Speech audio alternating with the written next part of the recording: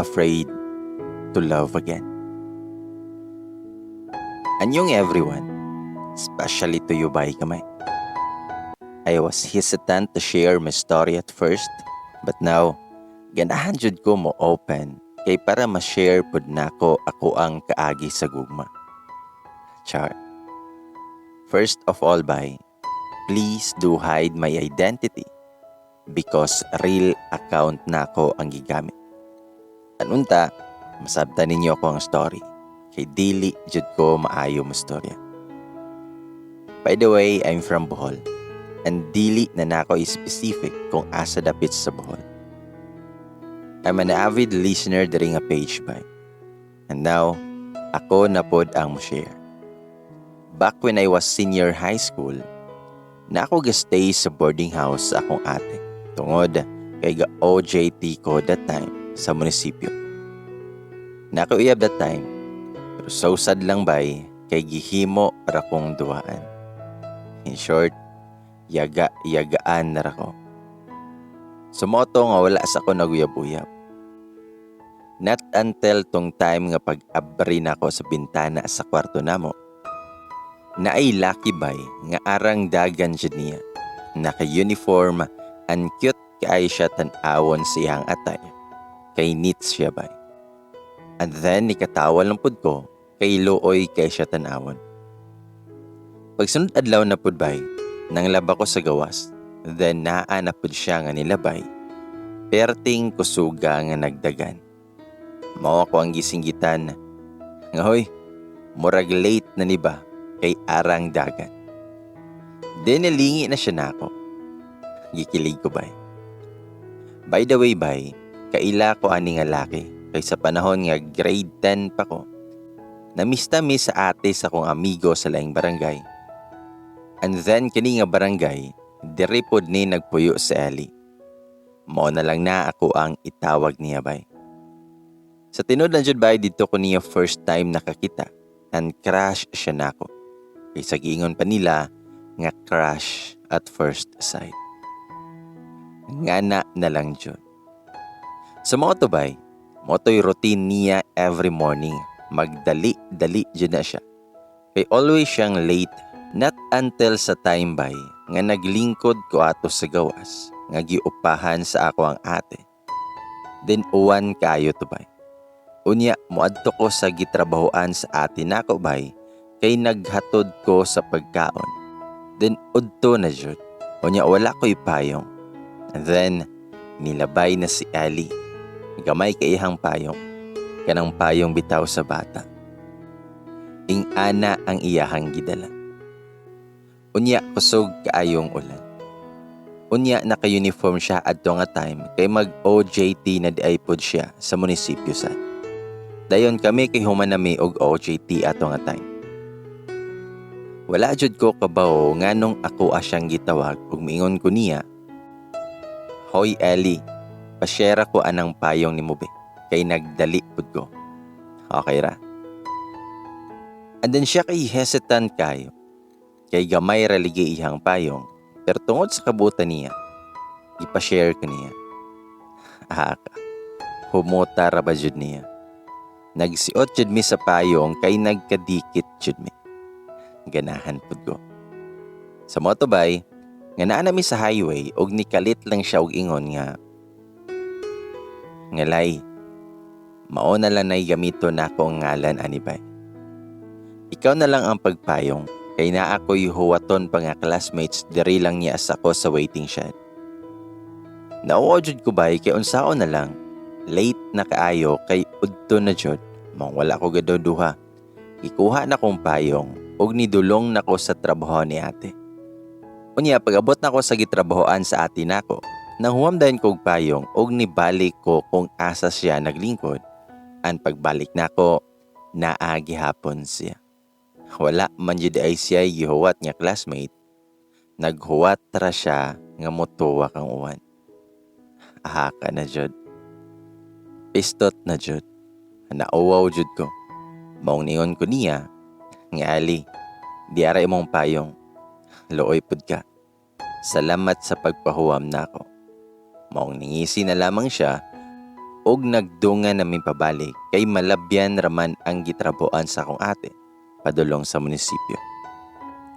Then pagka March 12, 2019, Drum and Lyre showdown na sa tulo ka school sa mong lugar kay naay foundation and then usa ko sa makumpit kay twirler ko sa muang school. And then ang nakahimuot pa jud bay, kani nga time nagka-chat namin ni Ellie. And akong ate ni balhin nag boarding house ug tapad sa balay nilang Ellie. Anang akong ate kay ni balhin nag boarding house ug tapad sa balay nilang Ellie ang boarding house sa akong ate maong naduol na jud mi. Dili na gud ko mogawas kay mauwaw na jud ko bay kay duol kayo mi. Bisan og init kayo sa sulod, dili jud ko mogawas.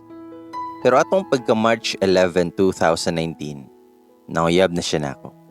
Perting kulbaa jud nako kay gaatbang ra jud mi.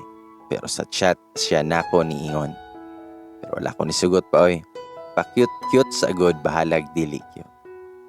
Sa mga to nga pagkaugma competition na jud and luckily daw gamong school ug ang first kay ilahang school. Kinili si Ellie bay apil ni siya og drummer sa ilang school. Motong nakakita siya pagsayaw na namo. Perting kaya nako. Kay lagi gatan-aw bahalag nagsaka-saka na ang bloomer. Bitaw. Pagka May 9, 2019, isugot na nako si Alibay. Kay grabe na dyan nako ka-fall niya. Kay kanang mag-chat mi bay abtan mi kadlawon. Pistot. Nisamot kadako ako ang iPads. Maong pag nagkakami na, nisamot na kong dili mo gawas sa boarding house nilang ate. Bahalag na litsyon ako sa sulod kay perting uwawa kay nakabaw na pod ihang parents. And then at first man sa mong panag-uyab, okay kay mi. As in sweet kay siya. Ma-effort. And also bisag kada adlaw ko makigbuwag, kada adlaw pod siya nga musuyo. Diba? Haba ng hair. Then legal na sad mi sa side niya, but sa side na ako, kang father lang siya dili legal. Kay lagi daw, eskwela sa una. So okay raman pod sila. Not until 1 year na mi. Adto na nagbag-o ang tanan. Puro sayop na lang iyang makita na ako. Dili na siya mohatag og time sa ako. Basta kay toxic relationship. Dili na healthy. Kung makigbuwag sad ko niya, sugot na lang na siya. Di na magduha og buhi. Pero ako lang gihapon ang nagpasensya niya kay gugmaan ako niya. Hangtod sa niabot na may 2 years. Usahay kalimtan na lang niya among mansari og dili na jud niya mapafeel nako nga love ko niya.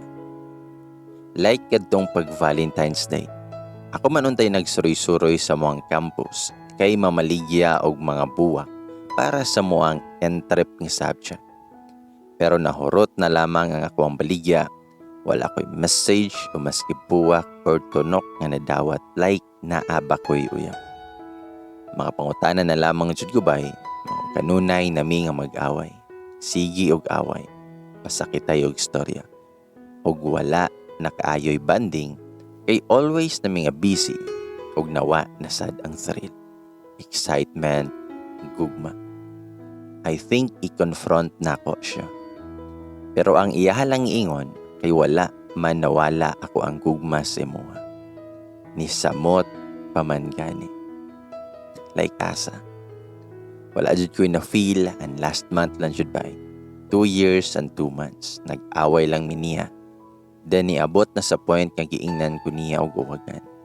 Igat. Like nganong giinsulto man ko niya og nganay nga tarong man unta ko niya. Sa nidesisyon jud ko bay nga mobuwag niya. Pero nagwonder lang jud ko. Bawo lang. Wala jud ko naka-feel og sakit. Maskin hilak, wala ko nihilak. And I realized na wa na daay jud ko'y gugma niya. Nag-chat mig balik for closure na lang. Pag-ana siya, nga focus sa lang daw mi sa school. Ing ana sa dakong giingon bay siya. And now, still moving on, o nag-self-love na lang ko. Siguro dili lang jud mi compatible and strong enough para mo fight sa mong relasyon. maybe in the future if really meant for each other, magkaagbat rami. Na ako'y nailabay, naay siya, vibes me. Pero dili pa ko ready mo sulod og relationship kay pag-o pasad may gabuwag sa akong ex. Ug nakadesisyon kong mag-inusara sa lang ko. Sa pagkakaron, na-enjoy sa lang nako ako ang kinabuhi. Maratubay, thank you kaayo kay nakashare ko ani nga page. I hope mabasa sad ni and ma-post sad. Thank you so much.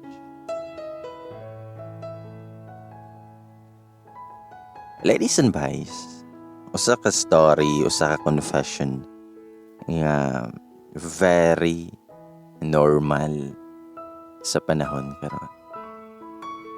Magsugod sa sweet kayo, okay kayo, then magkadugay, magkawalay ayo, then magbulag na dayon. Very normal nga story. Pero daghan ang makarelate. Diba?